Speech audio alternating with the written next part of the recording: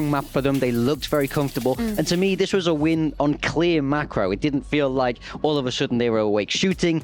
It just, maybe it feels like Sunset is something that they should be avoiding from now on. Yeah, I think that Pearl is also a map that enables G2's playstyle better. I feel like you need to work it a lot more. There's so much more that you can do, so much more that you can invest in, so much mind tricks that you can play on your opponent. I think that the biggest highlight to me was Valen. I'm an Astra enjoyer all and through, so I really like to see, even though in EMEA we don't really like Pearl, it's not a, you do. I do. Yeah, we enjoyed it quite a lot. No one else did. But that's what I mean. You know, like we don't really get Overall, a lot of Pearl. I still get to enjoy it. What do you like it?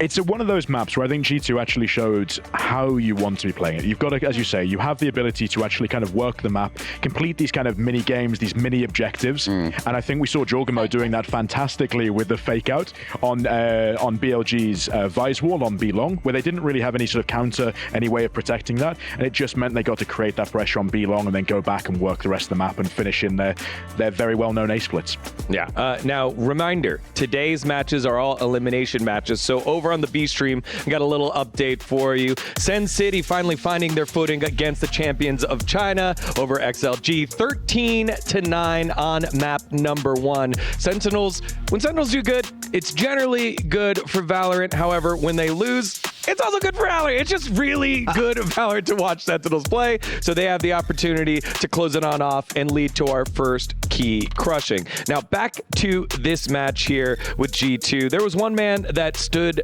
up against everyone else. He stood tall. And we're not talking Boston Celtics Shaq. We're talking about Lakers Shaq. Shaq the substitute coming on in, playing huge here in this one over in Pearl big time. Yeah, I felt like he'd settled into the game a little bit more now. He kind of, you know, Billy kind of wanted to do that same thing. They wanted to abuse him, find him on the map, run him down, but he was not having any of it. This was a standout performance for me. It's always hard coming in as a stand-in, especially playing against players of such great quality like Billy, but today he really stood tall. I'm more of a Michael Jordan fan myself, but I really enjoy Shaq's performance here. This is an inside joke that people at home are not getting, but I know whoever had to get it, got it. Good to see. One, he did not play on the Vice, which is what usually G2 has been playing on this map, but I think that this is what I want to see from G2. It's a G2 that is playing with the Tejo. Maybe there were the Tejo merchants that probably they needed for a very long time, that worked for them for a very long time, but they're playing to their strengths, something that they know work, that they're comfortable playing, and also putting Shaq in a position where he's comfortable and can still contribute to the team and feel like he can, you know, do his part.